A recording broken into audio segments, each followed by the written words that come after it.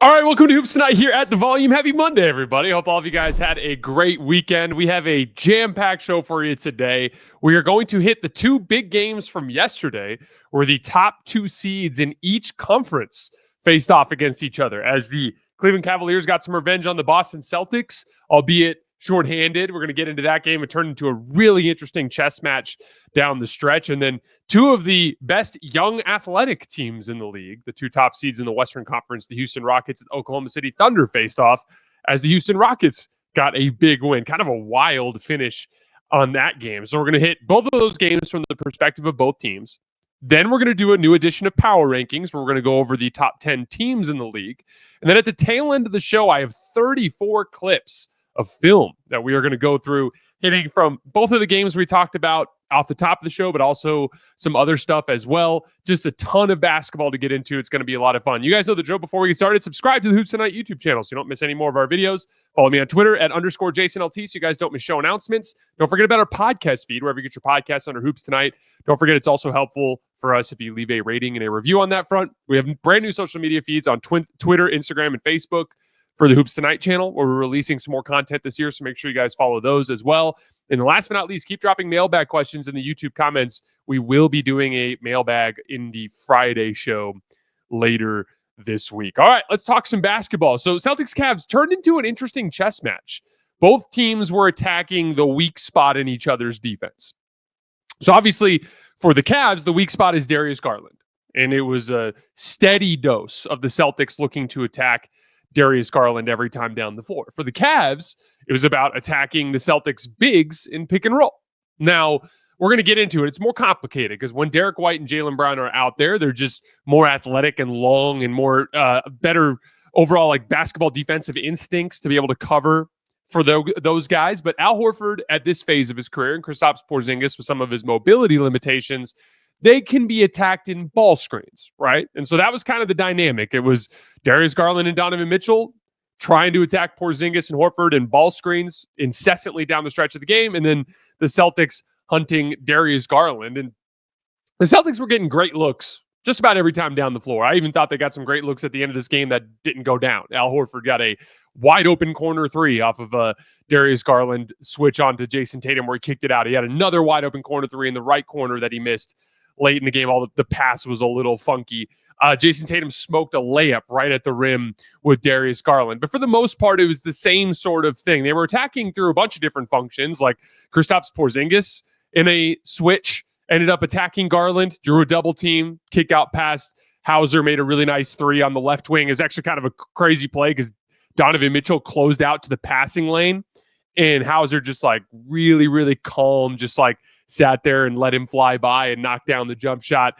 Peyton Pritchard even attacked Darius Garland late in the game, just buried him underneath the basket in kind of a really funky looking play where he just kind of just took a bunch of drop step dribbles or just power dribbles and then just kind of shoved off Darius with his left arm and then sunk a little bank shot. But for the most part, it was Jayson Tatum, and same sort of thing every time down the floor. He'd kind of get him onto his switch, and then he'd get either into that wing position or that top of the key position. They'd space the floor, and the Cavs were letting him go to work one-on-one. And one of the things that he was doing is, you know, the Cavs were occupying, or the Celtics were occupying the dunker spot, and they usually would have a defender getting ready to help at the rim. And so what Jayson Tatum did that was really smart during the majority of the second half possessions is he didn't try to just go all the way through Garland to the rim, because in a lot of those cases, that's where the help is, right? You beat Garland, you just run into another defender. And one of the things that Jayson Tatum did is he just got surgical with that little short jump shot. A couple times he just dribbled into a space and then a shot just right over the top of him from 10 feet. Sometimes it was a little left shoulder fade as he turned, kind of into like a half spin into his little fadeaway jump shot. But he was killing Garland in the short range, right? The reason why that's so important is, like, I want you to think about Nikola Jokic, for example. When you're playing with the size advantage in particular, and you're dealing with guys that are helping on the back line, then over penetrating can actually become an issue as you run into more help, like I was talking about. And so one of the best ways to attack those sorts of mismatches, as long as you have the touch for it, is short range shot making. What Jokic will do will be like, oh, you're putting your forward on me and you're going to have your center roaming on the back line. Well, I won't go just through my guy into an extra defender. I'll just kind of body and shoot that little left shoulder hook shot over the top. Now, in Jayson Tatum's career, he's been somewhat inconsistent with that short range shot making, but last night he really had it going. And as long as he continues to build out that shot over the course of his prime here in his late 20s, that's going to be a deadly thing for him against size mismatches, because it's a problem when you can attack a mismatch without having to engage in traffic around the basket when there's tons of bodies in front of you. Sometimes fouls don't get called. Sometimes you just miss shots. Like, if you can work in that short range, you can be effective there. And so he was burning Garland in the short range. That turned into double teams. Out of the double teams, they started getting good looks out of it, offensive rebounds out of it. Remember, even when you're in scramble situations in rotation, even if you don't necessarily give up a great shot, you're still in position. You're not in rebounding position, right? Because guys aren't matched up. They're all running around. This is where you end up giving up offensive rebounds. Remember in the Thunder-Lakers game, that was something that LeBron James was talking about after the game. It's like, we're in rotation. We're shading towards Shai. We're not in rebound position, right? There was a huge offensive rebound that Porzingis got late in this game off of a double team of Tatum when he was attacking Garland in a switch, that they forced Peyton Pritchard into a pretty tough three-point shot from above the break on the right side, but Porzingis was unguarded on the weak side because they were in rotation. He swooped in and grabbed the rebound, swing. All of a sudden, Jrue Holiday has a wide-open layup. So they were like consistently getting great stuff out of those switch attacks with Jayson Tatum on Darius Garland. Jayson Tatum was just absurdly good in that second half. There were a couple of ugly possessions, but overall, I thought he did an insanely good job of consistently generating great shots for his team against a very good defense. It was some of the most calm and surgical half-court work I've ever seen Jayson Tatum do. And if he makes that easy layup, and if Al Horford hits one of his two wide open corner threes, all of a sudden we're looking at a potentially a different result. So I was really impressed by Jayson Tatum in this game.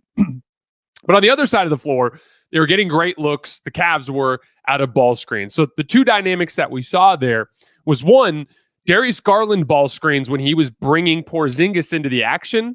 They were showing high with Porzingis up at the level. And so twice down the stretch of the game in crunch time, the Cavs were able to get great looks out of the Celtics putting two on the ball.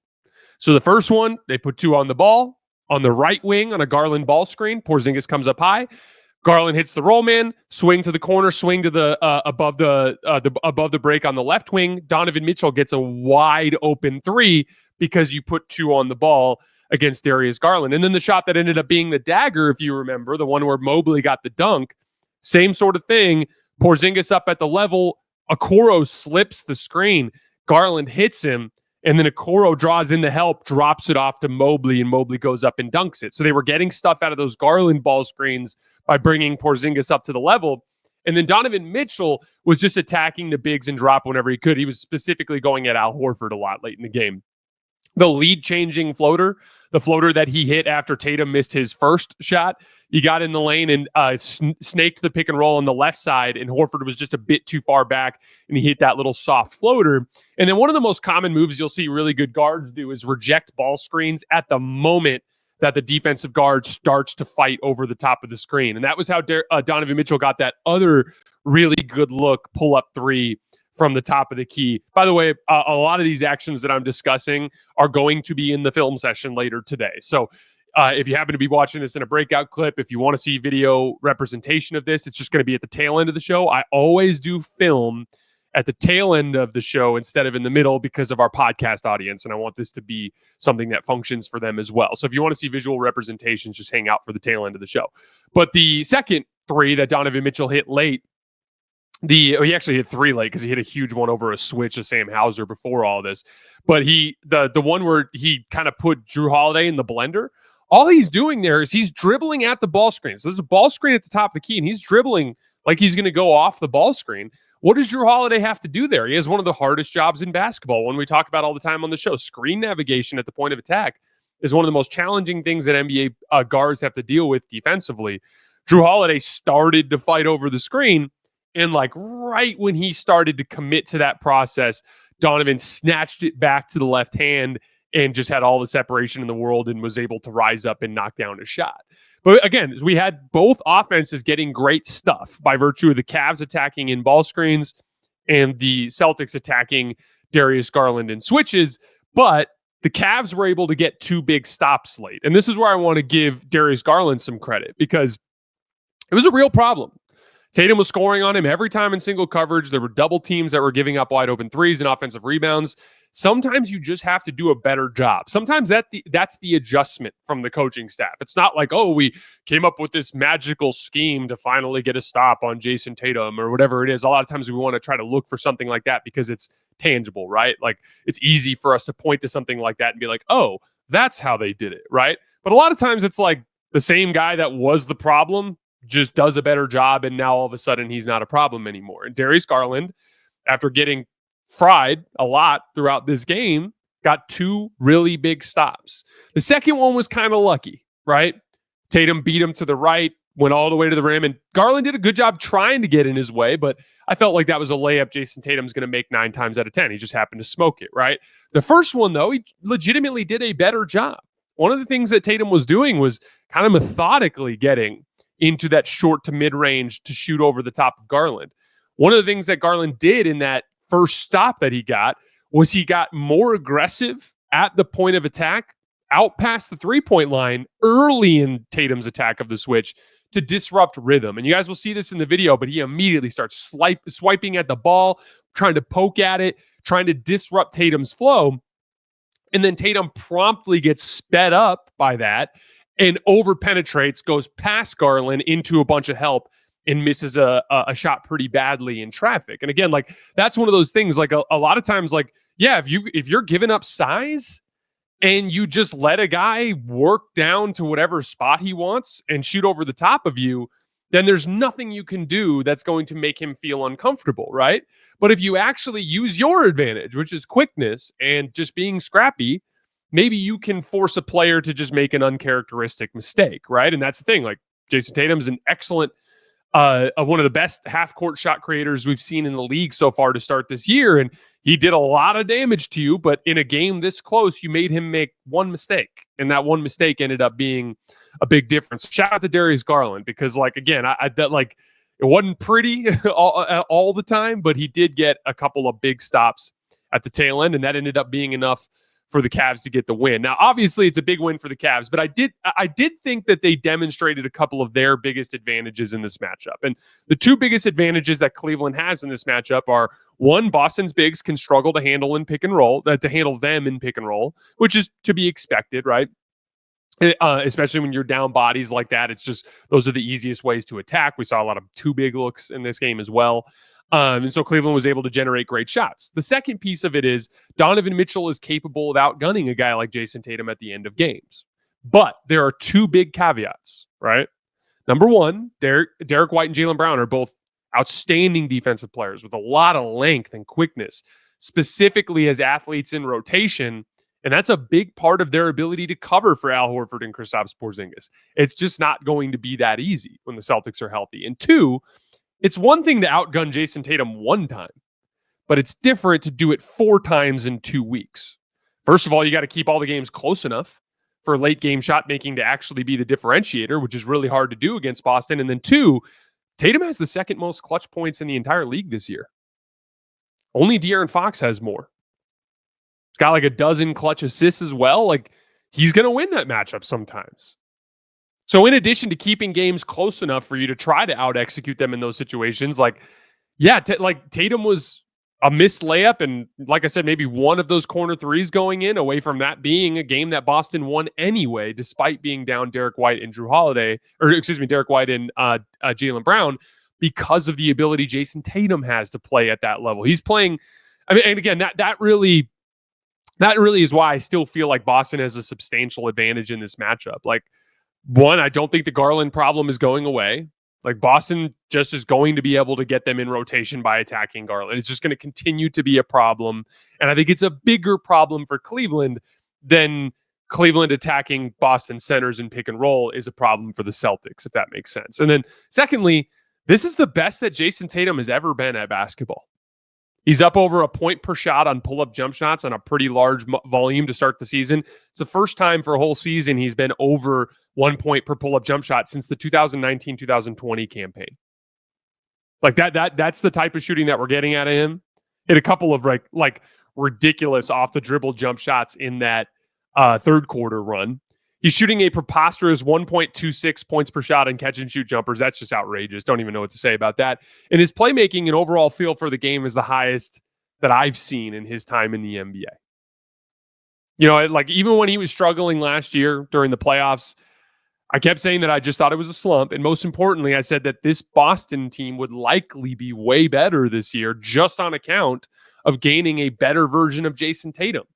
And even what I anticipated from Tatum this year has not come close to the player that he has actually been.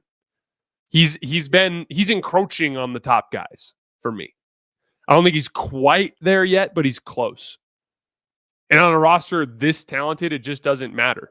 With this version of Tatum, I'm having a really hard time even conceptualizing a team that has the juice to beat them. We're about to talk about OKC here in a minute, but to me, they just feel a lot like Boston a few years ago. There's a lot of bad process still taking place there for them on the offensive end of the floor. I don't think they're ready. And then the other teams in the league, I just don't think they have the talent necessary.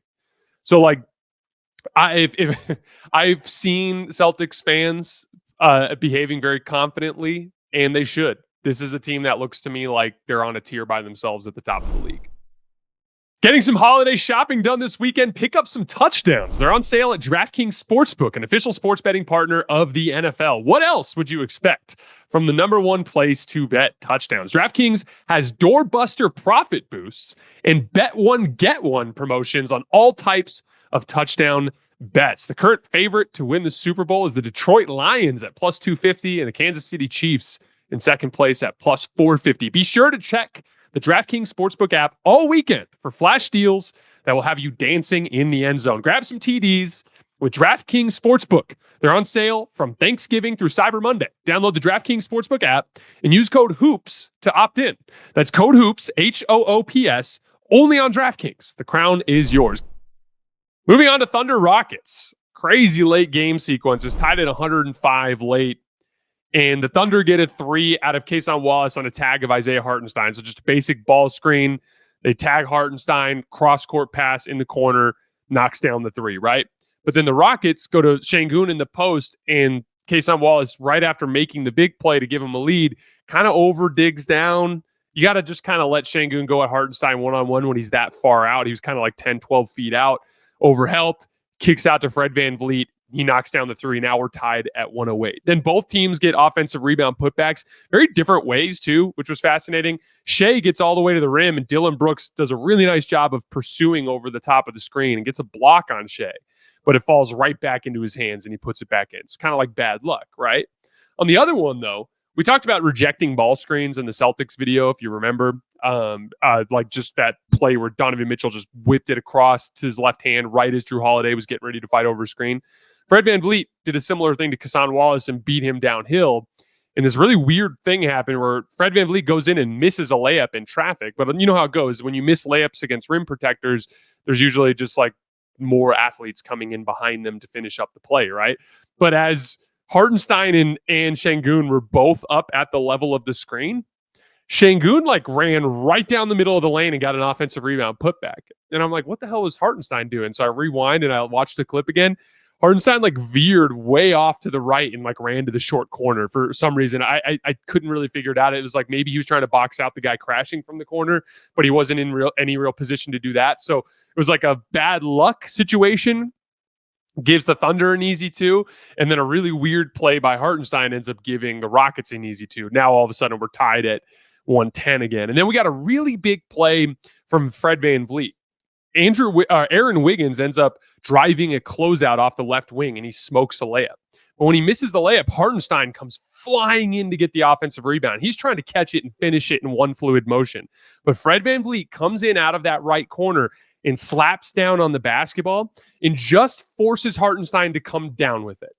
So Hartenstein's thinking, I'm going to get an easy offensive rebound putback, but Fred VanVleet just makes him come down with it first. And when he comes down, he's got so much momentum that he lands on the baseline. So like just a little detail, just swiping at the basketball, making things a little difficult, a little bit more of an effort, right? A lot of players in the league just let Hartenstein finish that because they think the play's over. Little competitive burst there for Fred VanVleet, forces a turnover.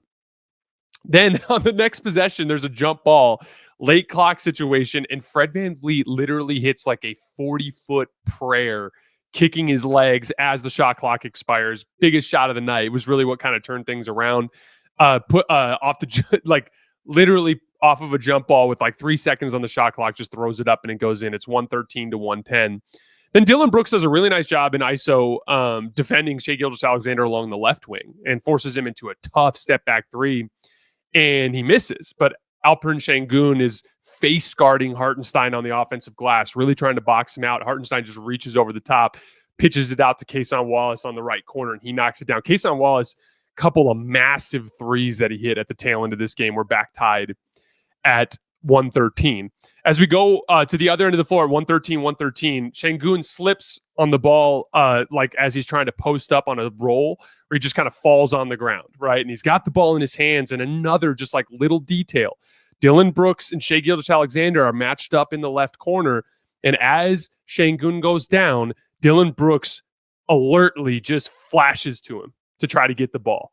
And Shai is just a split second late reacting to Dillon Brooks's cut. And so Dillon gets the ball from Sengun and just turns immediately over his left shoulder, shoots a little 10-foot fadeaway. And Shai gets back into play and gets an okay contest on it. But if he was sharper, if he was paying more attention, he would have taken that shot away. He didn't. Dillon Brooks sinks the left shoulder fade, puts him up 115 to 113. And then on the other end of the floor, Tari Eason got a really good contest on a Shai Gilgeous-Alexander mid-range pull-up that actually forced Shai to double pump. And when he forced him to double pump, he ended up just kind of flinging it at the rim. It had no arc on it, hit the front of the rim and bounced off. They ended up playing the foul game, and the Thunder got like a prayer off that could have potentially tied it. But that essentially was the game, and the Rockets ended up getting it. So again, a lot of times in a game like that, it's like a couple shots go here, a couple shots go there, and it's a different type of game, right? Like we're talking about a prayer from 40 feet from Fred VanVleet. We're talking about kind of a chaotic sequence where Alperen Sengun falls on the floor, right? So it's kind of crazy. So I just kind of want to focus on the specific basketball that both of these teams are playing beyond the craziness of just that individual game. Alperen Sengun is going to make his first All-Star game this year. In his last 12 games, he's had 20-plus points in 8 of those 12 games. He's averaging 21 points, 11 rebounds, and 6 assists in those 12 games. He's got 2.5 stocks per game, steals plus blocks in that span. Now averaging for the season 19 points, 11 rebounds, and 5 assists. Really high-level production. Really greases the wheels for this team on offense. Now, they're 15 points better per 100 possessions overall, according to Cleaning the Glass. 9 points better on defense, but they're also 6 points better on offense per 100 possessions when Sengun's on the floor versus off. And the main thing there is he's a perfect screening partner for Fred VanVleet. He sets good hard screens. He has a good feel for when to re-screen or to slip out of a screen, so he's got good screening technique. If he gets to his clean footwork on a roll, like he'll dunk on you. Like he's got the length and the footwork down to kind of take off of right lefts and left rights and off of 1 foot. So like if he gets his runway, he can really take off and dunk on you. But if he rolls into traffic, he's an excellent decision maker in terms of spraying it out in 4-on-3s, and he's a very good short-range scorer. He's over 50% on 59 hooks and floaters this year. So that's a good shot for him there in the short range. And he's a 3-to-1 assist-to-turnover guy. So really, really good ball screen partner for Fred VanVleet, but he also can run offense out of the post. And that was something that he struggled with to start the year, but he's really coming on strong as of late. The Rockets ran 13 post-ups through Sengun against the Thunder last night. They generated 17 points out of him. That's 1.31 points per possession. A lot of really good work. A key kick-out pass to Fred VanVleet in crunch time out of the post that ended in a bucket. And again, it's about distraction. Like even on the play where he fell over, with his back turned to Hartenstein, just all eyes are on him. And that's what opens up that cut for Dillon Brooks to come through the lane and get that bucket as well. And then lastly, he's been one of the best offensive rebounders in the league this year. Alperen Sengun has 74 offensive rebounds. Only Musa Diabate, Ivica Zubac, and Jakob Poeltl have more in the entire NBA this year. He just notched his 4th consecutive 20-point game. Now, where it gets weird for the Rockets is outside of Sengun, nobody is consistent offensively. Like Jalen Green has been wildly inconsistent. He has 4. This is crazy. I pulled this stat on Twitter earlier this morning, but look at the dispersion of the scoring for Jalen Green and for Fred VanVleet. Jalen Green has 4 games with at least 10 points, with less than 10 points. He has 4 games with less than 10 points, 5 games between 10 and 15 points, 3 games between 16 and 20 points, 5 games between 20 and 25 points, 2 games with between 26 and 35 points, and 2 games with 36 points or more. So it's like wild dispersion of production from him. Like, he just had 9 points against the Thunder.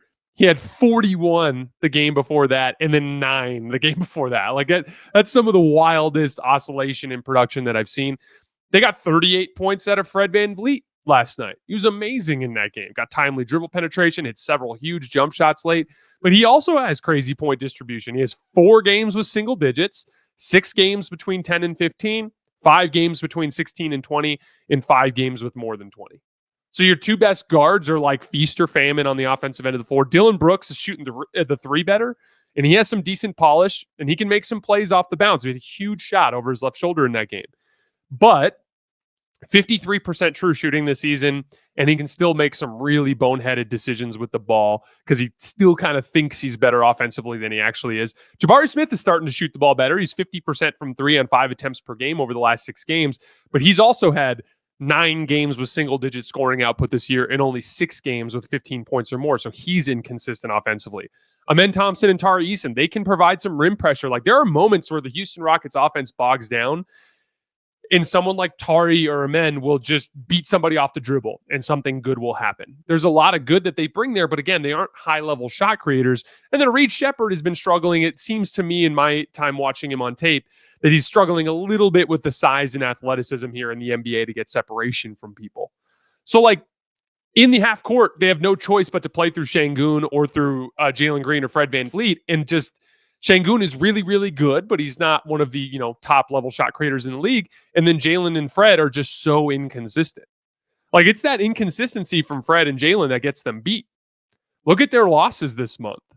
The Portland loss at home, Fred VanVleet and Jalen Green go for 18 points on 27 shots. When OKC blew them out earlier this month, Fred went 4 for 9, Jalen went 5 for 14. When Golden State beat them earlier this month, Fred and Jalen went 4 for 25 from the field combined. So that's the main reason why I think the Houston Rockets are kind of like this season's surprise regular season wins juggernaut that probably can't win their conference. We've seen this sort of thing a lot of times in recent NBA history, right? Like, young, athletic, plays extremely hard every single night and have good injury luck throughout the year. Like that kind of team, right? Last year it was Minnesota. They actually upset Denver in the playoffs, but then they ran into a team that could slow things down and protect the rim, and then they fell apart, right? Like, that's the thing. These young, kind of inconsistent, limited shot creators that struggle with the surgical stuff you need to win 3-4 playoff rounds, right? The year before Minnesota, it was Sacramento. The year before that, it was Memphis, right? Like, it's a pretty consistent theme. Now, this Rockets defense is so good that they're going to be in every single game.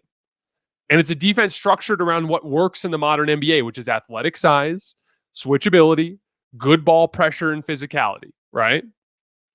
And on the nights where Jalen and Fred can actually reach that star level offensively, to complement what Şengün does, they can even beat the elite teams at the top of the league. But I just don't think they have the consistent shot creation to even be a second-tier contender for me. But I do think they'll hold their own near the top of the West standings throughout the year.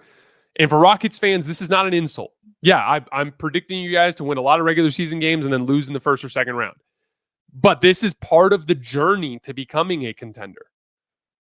Doesn't happen overnight for young teams. It can happen overnight for teams that are built through things like, the Celtics make a trade for KG, they immediately go win the title. Lakers make a trade for Anthony Davis, they immediately go win the title. The Bucks make a trade for Drew Holiday, they immediately go win the title.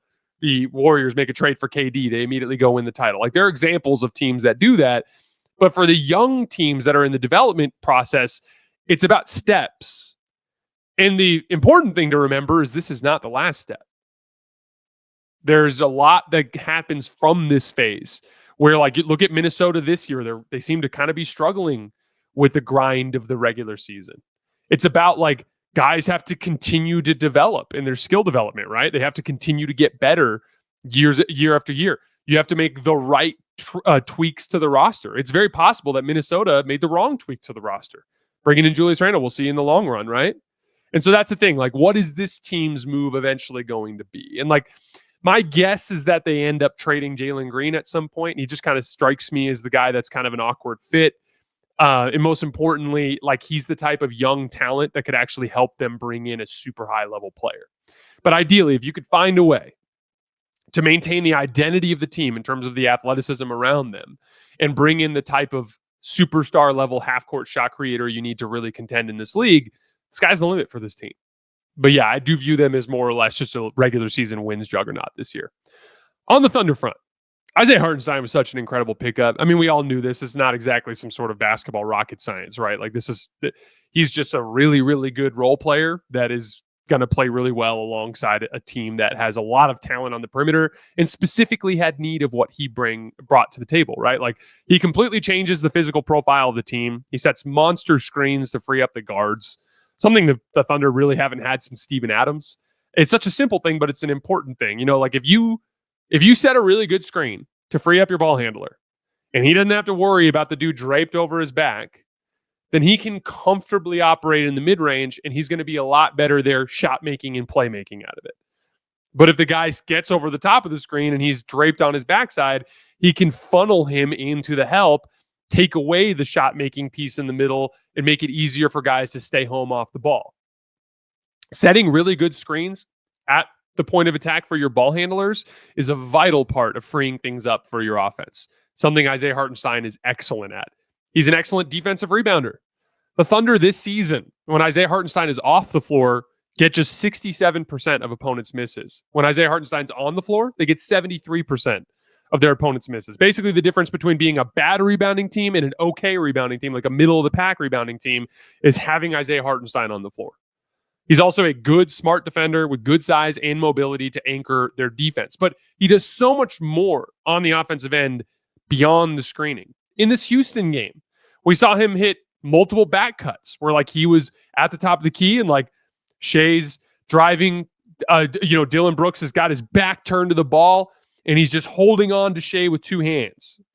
And Shai could just throw a hard cut towards the basket and Hartenstein can hit him on the bounce. Now it's like it's the same effect as beating him off the dribble. Because now you have the ball and you're past Dylan Brooks. That's an important part of attacking teams in space, right? Having bigs that can make those back cut passes, right?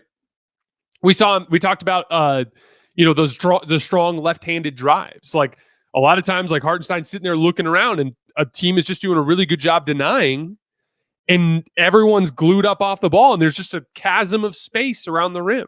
He had a play like that in the second half where he just hard drove left at Şengün and then spun into a right-handed layup at the basket. That's how you capitalize on the space that's provided by everyone off ball being denied. That's an important part. And then he's a release valve. When things stall out, he can flash to the top of the key, get the ball, and flow into action on the other side of the floor. Oh, like it's late shot clock. Well, he'll flash to the elbow. He had a play where he caught at the left elbow. So like 16 and a half, 17 feet away from the rim. Caught, turned, took one step in and shot a little like kind of 13-foot floater that he made. And by the way, 13 for 22 on floaters this year. That's 59% or 1.18 points per shot. As I mentioned, he's just a professional role player center. And when you put him around elite perimeter talent like what OKC has, he can push them to a special level. A couple other small bits on the Thunder. Cason Wallace, I thought he lost contain on Fred VanVleet a few times in the clutch. Definitely not his best defensive game. I thought he overhelped on that Fred VanVleet three in the post as well. But he hit a couple of gigantic threes in this game to give OKC a chance. And again, this has been an issue for OKC this year. Role players hitting shots. And Cason has been off. A bunch of guys have been off. Those are some big ones and a good positive sign for the Thunder. Then Jalen Williams. He's been playing really well this season, but this was another game this year where I thought his decision-making was a bit rough. He took some tough early clock jump shots, and then they had 3 or 4 plays in the fourth quarter. The big one with Jalen Williams that stood out to me in the Dallas series last year is he challenges rim protectors and a lot of times misses easy kick-out reads. And he had 3 or 4 plays in the fourth quarter of that Houston game where he just drove into tons of bodies and tried to force stuff up. He got blocked twice at the rim in this one in the fourth quarter. Missed a couple of layups too. And it's like, I think he could loosen things up for himself. He's a good enough playmaker to see it. It's just a decision-making thing. Like, he just has to be a little bit more willing to make those kick-out passes. Everything about this Thunder team screams to me that they still need another year. to just kind of improve their experience and collective basketball IQ. But then I remember that they have Chet Holmgren coming back, and that Alex Caruso will come back, and he'll probably play better than he did to start the year. They just have so much margin for error, and Shai is really that good. And so, like, I'm not at the point where as of right now, Boston to me feels like the clear number one, but I still have Oklahoma City kind of clinging to that tier just because of their sheer amount of talent. I do think they can play a lot better than they have. But like, again, my basketball heart is screaming to me that Boston is just far and away the best team in the league this year. And that's kind of where I'm at right now. All right, let's move on to our power rankings. So we're going to also, from now on, we're going to start including championship odds and conference odds as part of this process. And I'm just going to read them off to you guys when we get to the tail end of each team in this list. And then also, as you can probably imagine, the top 4 teams in this list are teams that we hit today. So I'm not going to go into too much detail on them. You can find that if you happen to have clicked on a breakout clip for the power rankings and you want to hear for the top 4 teams, remember that's at the top of today's full episode. All lines and odds are provided by our partner DraftKings, just so you guys know. And then also Lakers fans, not going to do any Lakers today because they play the Timberwolves tonight, and we will talk a lot of Lakers tomorrow. So everything involving them and the crappy basketball they've been playing as of late, we will discuss in detail in tomorrow's show. But without any further ado, let's get going. The Golden State Warriors at number 10, an 0-3 week for the Warriors. Losses to Brooklyn, OKC, and Phoenix. They've lost 4 in a row overall, and their offense is just really falling apart. They have a 107 offensive rating in the 4-game slide. Steph just hasn't been good. He's obviously a little banged up with these. Had some bilateral knee tendonitis. 21.7 points per game on 39% from the field in this 4-game slide. Andrew Wiggins is scoring 18 points a game, but he hasn't been very efficient. He's taken like 17 shots to get those 18 points. Kuminga's been awful. Buddy's been fine, but he's just like the old Buddy, who's a guy who can hit a couple of shots and make a couple of plays, but isn't good enough to really be an offensive hub. Brandon Podziemski is still cold. Lindy Waters has gone cold. Draymond Green hasn't been hitting the threes the way he did to start the year. Moses Moody is cold. And so obviously the Warriors have some offensive personnel limitations, but also, as I said a couple of times with other teams in the last few weeks, sometimes you just play bad basketball. Sometimes a team enters into a little bit of a funk and you just have to find a way to snap out of it. Part of the 82-game journey is there will be 3 or 4 different times during the season where for about a week you play bad basketball. And you just have to find a way to figure out what's causing it and snap out of it. And the thing is there's no relief on the schedule right now. The next 11 games for Golden State: at Denver, home for Houston, home for Minnesota, at Memphis, at Minnesota, home for the Pacers and the Lakers, at the Clippers, and then home for Phoenix and Cleveland. Now, the thing there is a lot of home games. So specifically that 3-game stretch at home with Houston and 2 against Minnesota, that's a good spot for them to ride their home crowd, hopefully hit some shots and regain some confidence and play some better basketball. Golden State Warriors right now are plus 1,700 to win the title on DraftKings and plus 900 to win the Western Conference. Number 9, the Milwaukee Bucks. A light week for them. They went 2-0 to extend their streak to 6 games. Now they've won 8 out of 9 as well. Huge road win in Miami where Dame just shot the ball so well that Miami had no choice but to double team him every time down the floor. And then AJ Green was the hero at the end of that one, made a couple of huge threes to beat double teams. They also defended extremely well as a team. And that's the really exciting part if you're a Bucks fan. The Bucks are 8th in defense over the last 9 games, up to 14th on the season, thanks to a renaissance from guys like Brook Lopez and Giannis Antetokounmpo, and some really high-level perimeter defense from guys like AJ Green and Andre Jackson. Giannis Antetokounmpo is averaging 35 points per game over this 9-game span. The Milwaukee Bucks right now are plus 2,200 to win the title and plus 1,000 to win the conference. Number 8, the Los Angeles Clippers. 2-2 week for them. All over the place. Like, they get annihilated by Boston where they give up 50 points in the second quarter. Then they go blow out the Wizards in Washington. Then they lose an absolute heartbreaker to Minnesota in this rock fight of a game where they still had a chance to win late, but Chris Dunn slips and loses control of the ball. And then they get a big win against Denver. So a very up and down week. But the big highlight is James Harden. I had a feeling coming into the season that the Clippers would be a very good regular season team because of their roster and the way it fits modern basketball so effectively on both ends of the floor. But James Harden was a big part of that and his ability to raise the floor on the offensive end. And he was pretty inefficient to start the year, and they were just still winning anyway because he was doing enough, and Norman Powell was so hot, and they were defending so well. Now James Harden's breaking out. He had 39, 9, and 11 in the win against Denver. In James Harden's last 7 games, he's averaging 27 points, 6 rebounds, and 9 assists on 62% true shooting, and the Clippers are 5-2 in that span. So, I know this is upfront, I know this is a preposterously big if. But if Kawhi Leonard can rejoin this team and reach a superstar level, I do think they have the ability to contend for a championship because of their personnel strengths, because of the Harden fit. As long as Kawhi Leonard can actually remain healthy through the end of the playoffs at that level, this roster does have that type of talent, respectfully, in the ways that you need to get through this conference. A big body to match up with Jokic in the form of Zubac, right? Perimeter talent, good secondary and tertiary shot creation with Harden and Powell if Kawhi Leonard gets healthy. Again, that's the issue. Kawhi Leonard is the guy that gives this team a real upside, and it's just about whether or not he can get back. Now, again, that's a preposterously big if. What do you think? What do I think is going to happen? I think Kawhi Leonard's not going to be able to get back to form, and the Clippers will have that ceiling that prevents them from getting there. But it's hard to not get a little bit excited if you're a Clippers fan. And if you believe in that, plus 5,500 to win the title and plus 2,500 to win the conference. So, again, if Kawhi gets back, they got a legit chance to win the conference. So it's something to keep in mind in terms of the odds and the value there. All right, number 7, the Memphis Grizzlies, 4-0 this week. 6 straight wins overall, capitalizing on a stretch of weak schedule. They beat Philly, Chicago, Portland, Detroit, New Orleans, and Indiana in the span. But starting to get some tougher games here in December. They've had the number 1 offense in the league over the 6-game span, really balanced scoring. 72% of Memphis Grizzly baskets have been assisted over the course of the 6-game win streak. They're almost fully healthy now. Zach Edey's the main guy they're waiting on, and they're looking super deep with talent. But again, schedule's about to get tougher. They're at Dallas tomorrow night. They have Boston, Golden State, the Clippers, the Thunder, and the Suns all before the end of this month. So we'll get to learn a lot more about the Grizzlies over that span. The Grizzlies are currently plus 3,500 to win the title and plus 1,600 to win the Western Conference. Number 6, the Dallas Mavericks, also a 4-0 week. This team is one of the hottest teams in basketball right now. They've won 8 out of 9.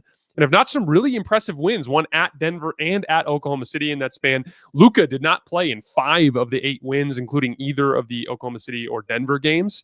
Over this 9-game span, they are 4th in offense, 7th in defense, and 2nd in net rating. They're playing with a lot of pace in transition in the half court, getting a lot of production down the roster. Kyrie obviously is awesome, but Najee Marshall has really taken off. Quentin Grimes is shooting the seams off the basketball. Spencer Dinwiddie has provided big shot making. And he's one of kind of the underrated playmaking guards in the league. He's been doing some really high-level playmaking in the stretch. PJ Washington has been great and has made some big plays in big spots at the end of games. And now Luka's back. And it just feels to me like this team is about to go on a run. And Dallas fans, just go look at your schedule for the rest of the month of December. You get Luka back, get into a groove, keep everybody's minutes reasonable. This could be a situation where you head into January with a really strong position in the standings, good opportunity in front of Dallas. A lot of people were just off of Dallas early in the year as they're trying to incorporate new pieces, and Luka's clearly just banged up and not playing good basketball. I just thought it was way too early to jump off of them. They're a team that we're going to see get stronger and stronger over the course of this season. The Dallas Mavericks right now are plus 1,100 to win the title and plus 550 to win the conference. Some decent odds there to get them to win the conference. Number 5, the Orlando Magic. Another 4-0 week. Really light schedule, though. They beat Charlotte, Chicago, and Brooklyn twice last week. KCP, though, is back and starting to get it going for them. 7 3-point attempts per game last week. Shot 54% from 3 in that span. A bunch of big plays out of him. The Magic have won 12 out of 13 without Paolo. They have the number 1 defense in the league over that span, and they're 12th in offense, some of the best offense we've seen out of the Magic in this era. And so I'll be really interested to see how they choose to reincorporate Paolo Banchero when he comes back from his injury. Again, he's too talented to just be go stand in the corner and let Franz run the show, but got to find a way to make sure that you maintain this comfort, the level of comfort that you're seeing out of Franz over this span. And I think they'll figure it out. A lot of staggering, a lot of finding ways to keep them both involved in the action.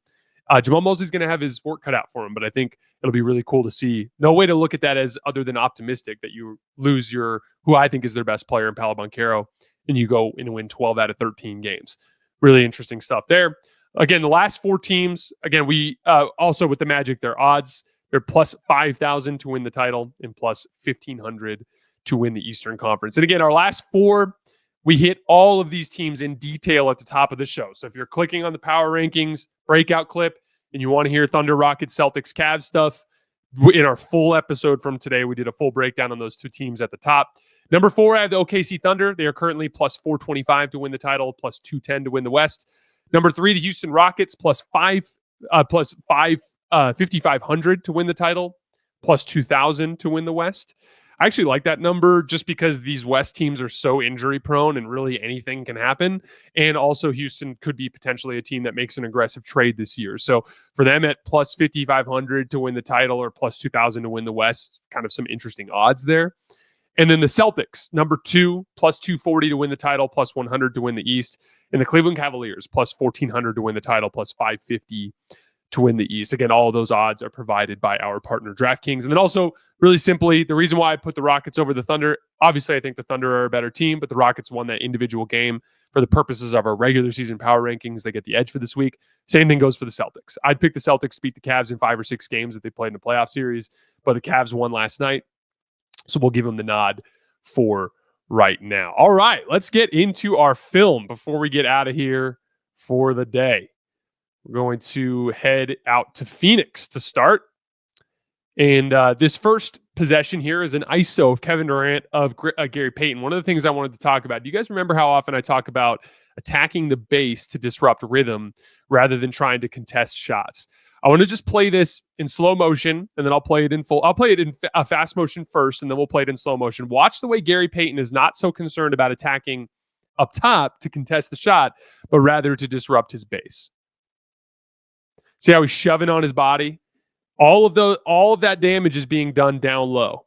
Fighting down the leaning on him, shoving on him, and you can actually see KD get his power just disrupted in that lift. And that ends up causing the shot to miss. I'm going to play it in slow motion here. Watch again how aggressive he is attacking the base. Leaning on him, pushing, leaning. Right there, that little shove there caused him to lose balance. Then he ends up taking a really tough fall away and missing.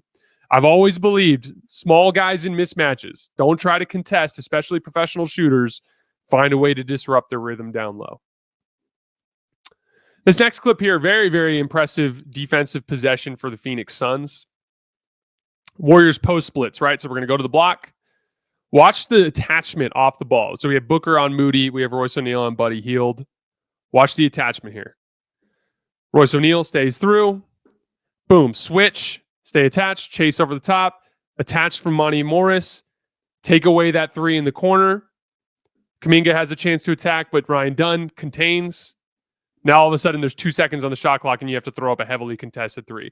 Really, really high level defense there from the Phoenix Suns.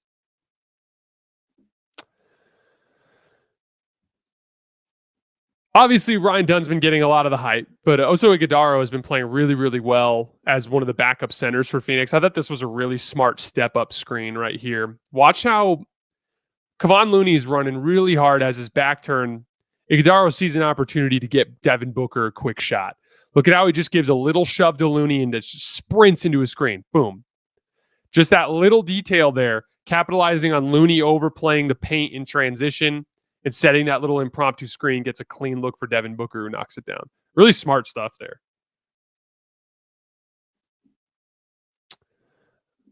Ighodaro again here on just a weak side cut as a low man on a low man possession. So again, little guard screen. Devin Booker gets downhill as the Warriors botch the switch. Kevon Looney has no choice but to step up. Don't make this a 3. You have all the space in the world. It's a runway. Throw it up. Boom, dunk. Easy stuff there. One of the things I've been talking about By the way, that I put in my notes, Obi Toppin in Indiana. Remember, that was how Obi Toppin like kind of reinvigorated his career. Was like he just figured out how to time baseline cuts perfectly and made himself a real threat in the weak side corner as a vertical spacer out of those situations. That's that athletic spacing. It's a different type of spacing, but it is a form of spacing. One of the things I've talked about a lot for the Suns this year is how good their closeouts have been. I want you guys to watch Grayson Allen on this one. Again, the closeouts are everything because they're the ability to get into the paint and help while also maintaining your contain on the perimeter. So here we got Kuminga getting downhill. Watch Grayson Allen. He gets relocated. So he's in a really tough spot here, but watch how sharp this closeout is. Gets there, contains, slides, cuts him off. That's excellent defense from Grayson Allen, containing in the perimeter. Because again, if you look at where this is at right here as Kuminga's driving, boom, right here on the reload, you could be in big trouble here. That's a heavy advantage for Moses Moody and just a really, really sharp closeout from Grayson Allen. There's a good driving kick possession for the Suns. It's going to start with Devin Booker on the strong side of the floor, but it's going to work its way back to Devin Booker in the driving kick. So it just beats his man off the dribble, brings all these bodies into the paint, right? So just dribble penetration. Our kick to the corner here. All we're going to get is a quick dribble handoff. Iguodala gets a little bit of contact there. That allows him to slip the screen as Looney shows. Now we got our 4-on-3, right? Here's our 4-on-3. Kick out to Royce O'Neal. Swing over to Monty Morris. There's the rotation off of Booker's man. Now Booker gets a wide open 3 in the corner out of it. So again, it's all about advantage creation and advantage extending. Devin Booker creates the initial advantage, right? There's our initial advantage. Iguodala's job here is to extend the advantage. The way he does that is through a quick dribble handoff. Hey, I can't actually do anything with this, but I can get you more open. Oh, wait, now I've got 2 on the ball. So now we went from Devin Booker driving as the early advantage. This is a bigger advantage. Now this is a 4-on-3. Now it's about decision making. Buddy Hield is playing this 2-on-1, but he's closer to Grayson Allen than he is to Royce O'Neal. If he throws this ball to Grayson Allen, might not end in an open 3 for your best shooter. Makes the kick out. Now we have the 2-on-1 working back over to Devin Booker. It's all about advantage creation, advantage extending, and making the right decision for the kill pass. Kevin Durant's been just having an unbelievable defensive season this year. I thought he was incredible on this possession. Helps at the rim twice. Beats Looney there on the slip. Another drive from Lindy Waters contains him. Dribbles out. Now it's an ISO. So he's shut down 2 actions at the rim. Now we're in a late clock situation with 4.6 seconds left. Just completely smothers Lindy Waters. Like actually literally smothers Lindy Waters. And just takes the ball away from him. Like child's play over there. All right, we're moving on to OKC Houston. That was a game that I watched over Thanksgiving break, and I just shared some clips so that I thought we could get into a little bit. This was a play that the Thunder ran twice for dunks in this game. A great example of using your best player on the strong side for spacing and then weak side action to occupy help defenders. So all that happens here is they run a little pin down for Jalen Williams with Cason Wallace so he can catch and then immediately come off of a ball screen with Isaiah Hartenstein. That's all the action is. The only difference is after Cason Wallace sets the pin down, he runs through off of this exit screen from Lou Dort. So again, you can see Cason Wallace sets the pin down. Jalen Williams comes up, forces the switch. Here's our ball screen. The 2 things I want you to watch, don't even worry about the ball screen for a second. Up top here, Dylan Brooks, because he's guarding Shai Gilgeous-Alexander, is face guarding him out of the play. And now I want you guys to watch Jalen Green and Jabari Smith Jr. and what they do as Lou Dort and Cason Wallace run this action. Look at them. Both of them have their heads completely turned away from the play because Jalen is like, hey, man, a screen's about to come. Or excuse me, Jabari is about, hey, man, a screen's about to come. And Jalen Green is like, okay, I'm about to get screened, right? This is an exit screen. All it is a little baseline screen for the shooter coming out to the corner. It is designed to keep these guys busy. Now, as a result, there's nobody guarding the ball screen except for Şengün and Fred VanVleet, and it ends an easy dunk. Watch it again. Again, as Jalen comes off, watch the 2 help defenders immediately get occupied. Now we have our simple drop coverage. Hartenstein gets behind. That's the value of off-ball action. It occupies help defenders. Here's an example of the waves of athleticism that Houston can bring. This is just a little semi-transition drive from Dillon Brooks.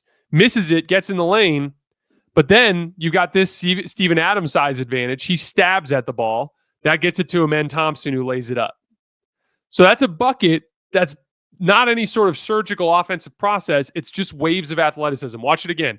Dillon Brooks, hard drive, misses the shot.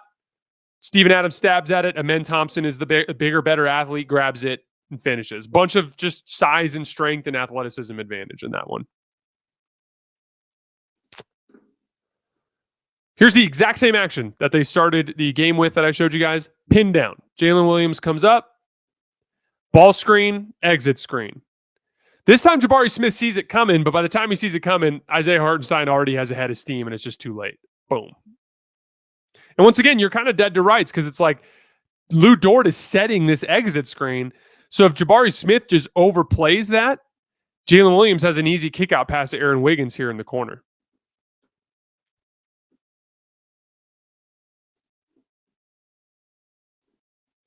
Here's an example of Isaiah Hartenstein creating dribble penetration just through back cut. So again, look at this. Hartenstein catches. Dillon Brooks is top blocking, so he's denying Shai Gilgeous-Alexander the ability to go get this dribble handoff. So the way you counter that is back cutting. And the only way you can counter it with back cutting is if your big man can make the pass. This time, Shai Gilgeous-Alexander makes the right read. My man is full deny. I'm just going to cut. And by the way, if he's grabbing and holding, if you cut hard, you'll draw the foul as the ref sees him holding you. So it's like the right decision to just cut out of this. Hartenstein hits him. They get a layup out of it. Easy basketball that Isaiah Hartenstein unlocks with his passing ability. Here's an example of Isaiah Hartenstein with all off-ball denial. So again, Lou Dort, again, is running that action off of that Jalen Williams has the early transition drive. It gets pitched to Lou. Lou drives. Here's the release valve, right? There's 15 seconds on the shot clock. The play is contained. Everyone is guarded. So we need to find a way to reinvigorate the offense. Well, Isaiah Hartenstein will do this all the time where he'll just flash. He'll flash up high and he'll be like, all right, I've got the ball now. There's 12 seconds on the shot clock. Let's get back into our offense. And so usually what he'll do here is try to then get the offense flowing back this way. And so I think this is J-Dub up here. Yeah, so J-Dub is going to come off of this dribble handoff, right? But Jabari Smith does a good job chasing, and it's not open. It's not open, but everyone's glued up. Jabari Smith is glued up. Fred VanVleet is glued up. Dillon Brooks is kind of in help, but he's not in a strong position. Jalen Green's on the weak side. So Hartenstein just turns and goes, spins. Look at all this space. He's got all this space because they're not respecting him. They're worried about this whirling dervish of action that they have going around him, right? This is where Isaiah can look to attack, gets an easy layup.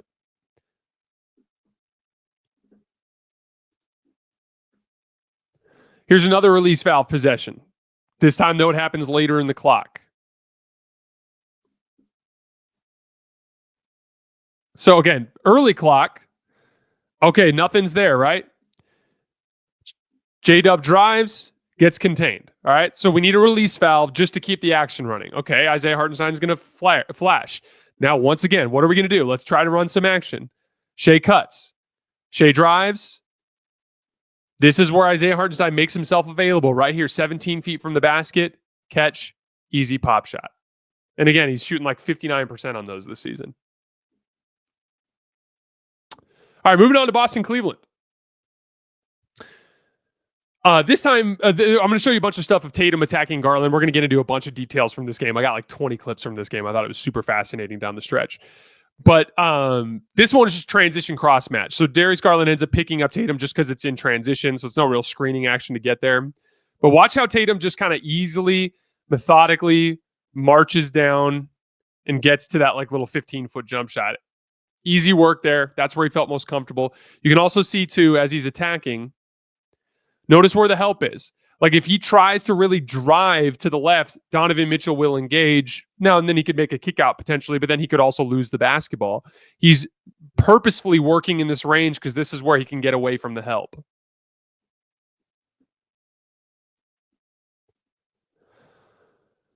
This is a big way that the Celtics were getting, or that the Cavs were attacking the Celtics on the offensive end in this game, just attacking Porzingis in a deep drop coverage. Good ball screen set on Drew, forces him to go under, a rescreen, gets into the lane. Porzingis just a bit too far back, works into the floater.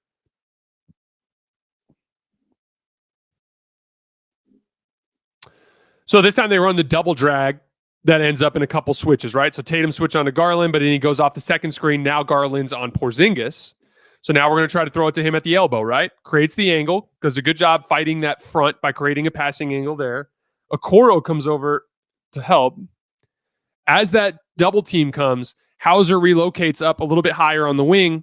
This is where I was talking about Sam Hauser just like staying super cool, calm, and collected against a passing lane closeout. So a lot of times in these 2-on-1s on the weak side, this guy will just close out to the passing lane to try to bait on this guy's indecisiveness, because if he passes to Drew Holiday, he's in the passing lane to intercept it. If he just pump fakes and does nothing, your team has a chance to rotate, right? If he shoots it, it's the same problem that you were giving up if you give up a shot anyway, right? So this passing lane closeout, really smart play from Donovan Mitchell, but watch Hauser just completely ignore it. Watch how like calmly he just pass fakes out of it. So Porzingis creates the passing angle on Garland. There's the pass, double. Watch Hauser and watch how calm he is. Pass fake, easy shot. Just ice in his veins under pressure there.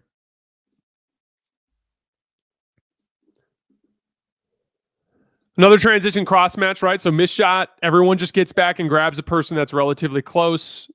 In this case, Okoro ends up picking up back here, or Levert ends up picking up back here. So Garland's on Tatum straight up. Same sort of thing. Left shoulder fade.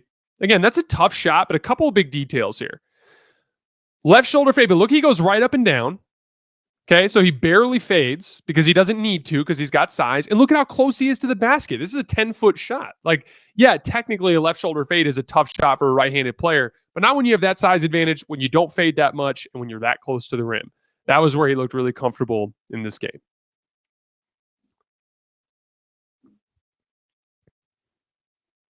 This is that switch interchange that I always talk about. So here comes the screen, and then right in the interchange, right before the switch actually takes place, he rises into the shot, knocks it down. It's also like a 29-footer, so that's pretty tough to guard under any circumstances. Really nice skip pass and pick and roll here from Tatum. Basic. Here's our low man, right? As the ball handler, you're typically watching this guy the most. Come off of the screen. He helps. Easy swing across the court. Peterson knocks it down. Drew Peterson, by the way, 8 points and 4 rebounds in 25 minutes. Not a bad night for him.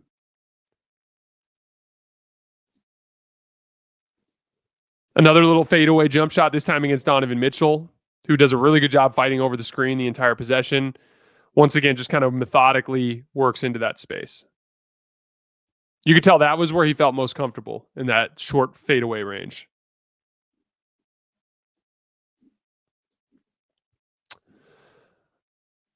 All right, here we are in crunch time. Inside 5 minutes.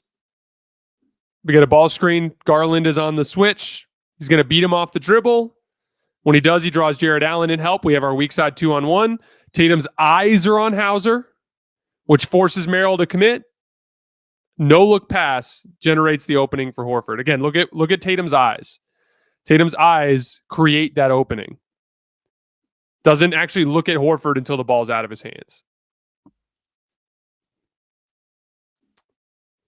That was one of the 2 wide open corner threes that Horford missed down the stretch of this game. Really big play from Isaac Okoro here. One of the things they were doing, again, we've seen this with the Celtics a lot. Put Tatum on your center. Put Al Horford on your weakest above the break shooter. In this case, he's guarding Okoro. Tatum stays home on Allen. Look at Al Horford. Al Horford, so it's a kind of like a Spain pick and roll, right? Stack pick and roll. Merrill's relocating to the top. Horford has contained, which allowed Hauser to stay attached, but the price is you leave Okoro wide open, knocks down the 3. Big time shot.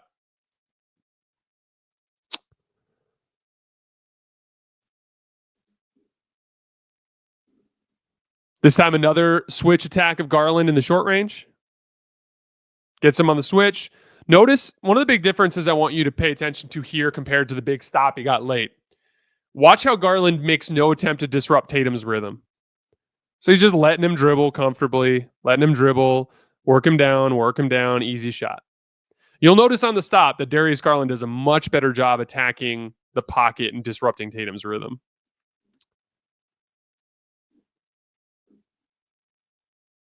Little transition cross match here. Tatum ends up on LeVert. This leaves all guards guarding the Spain pick and roll at the top of the key, or the double drag in this case.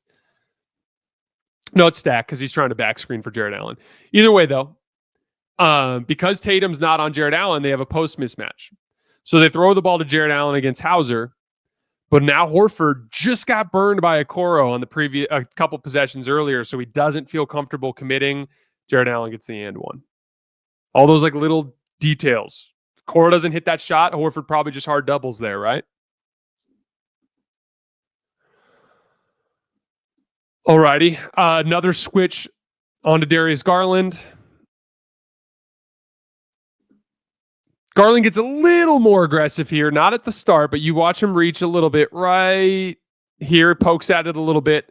But at this point, Tatum just kind of methodically works him down and hits that little right shoulder fadeaway again.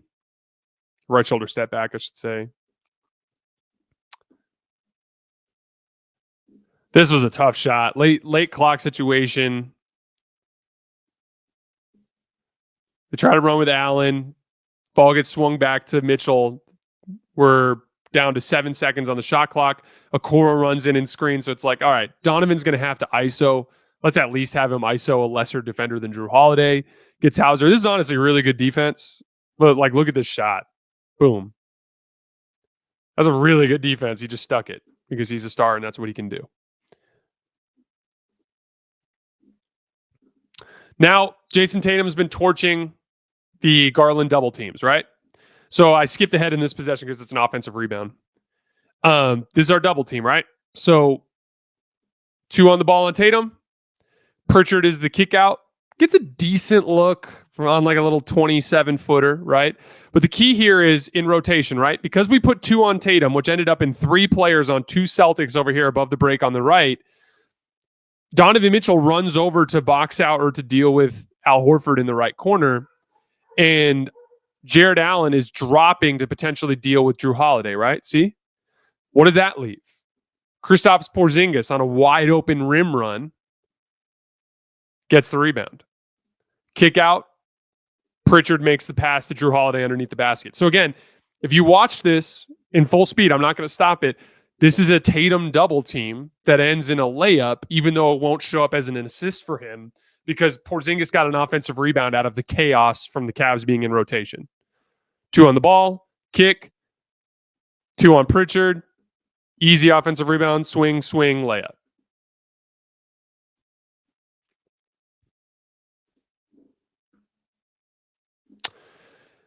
Here's the action that the Cavs were getting good stuff off for Garland at the end of the game. Just basically anything that had Porzingis involved. Porzingis at the level. That means an easy slip. Notice Okoro's not even trying to set a screen. He's just trying to slip. Look, see? Pushes off, slip. Okoro did this twice in the crunch time. Did a really good job on both. Tatum has to step up. Horford has to sink, right? That makes Mobley the kick out.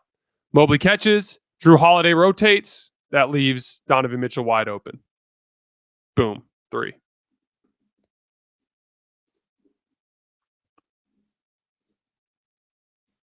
Another double team of Tatum with Garland. Double. Pritchard slips. That allows him to catch the ball deep against Garland. And this is where Pritchard just goes right through Garland's chest. Just dribble, push off, bucket. It's a rock fight. You can get away with that kind of stuff in a situation like that. This was the play where Donovan Mitchell rejects the screen on Jrue Holiday and breaks him off. Let's watch it full speed first. Boom. 3. But again, watch right as Jrue Holiday's got his head and his body turned. He's prepping for this screen. He's trying to get that top foot over the top, right? That's right when Donovan Mitchell crosses over. That's the beauty of it. First of all, This is why this job is so damn hard. Like I talked about earlier in the show. It's the hardest thing that any NBA guard has to do. And it's one of the hardest defensive jobs in the sport. You have to stay in front of a man one-on-one while navigating an obstacle. And the obstacle moves. And a lot of screens in the NBA are moving and don't get called. So it's a really difficult job. And Drew just gets caught on the screen there, and Donovan Mitchell knocks down the shot. Here's where Darius Garland finally gets the stop. I want you to pay attention to how much more aggressive Garland is right at the beginning. So this first screen, Porzingis to get Jared Allen. Here comes Pritchard to get Garland. Now watch. 7 seconds on the shot clock. Garland immediately picks up Tatum. Reach. Grab his arm. We're going to reach again. Reach. Swat. Reach. We're being aggressive, and it forces him to speed up.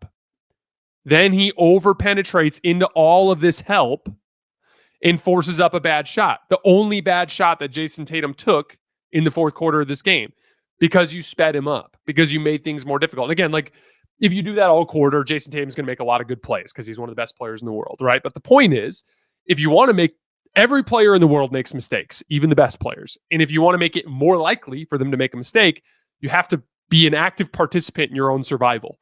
If you're in these switches, you just got to find a way to do better. And in this case, Darius Garland, who had been getting cooked, finally decided to show some fight on a switch, fought really hard and aggressively, sped Jayson Tatum up, and forced a miss. Reach. Reach again. Hands on. That's good disruptive defense from Darius Garland. As we go to the other end, this is where Donovan Mitchell gets at Horford in a ball screen. You can see quick early screen from Mobley. Now we're downhill against Horford in space, which is, again, one of the weak points for the Celtics defense. Easy little floater in the mid-range knocks it down. This is like just Tatum missing a shot. I don't know what else to say. I feel like Tatum's going to make this 9 times out of 10. Crossover, gets into the lane. Like Garland does a good job of putting himself in his way, but like he just should have made this is all.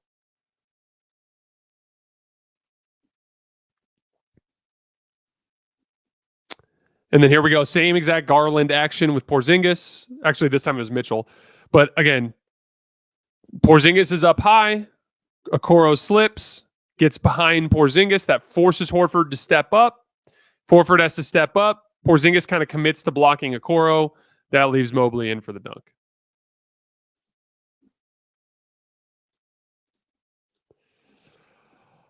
All right, guys, that is all I have for today. As always, I sincerely appreciate you guys for supporting me and supporting the show. We'll be back tomorrow with a breakdown of a couple of good Monday night games as well as some more film. I will see you guys then.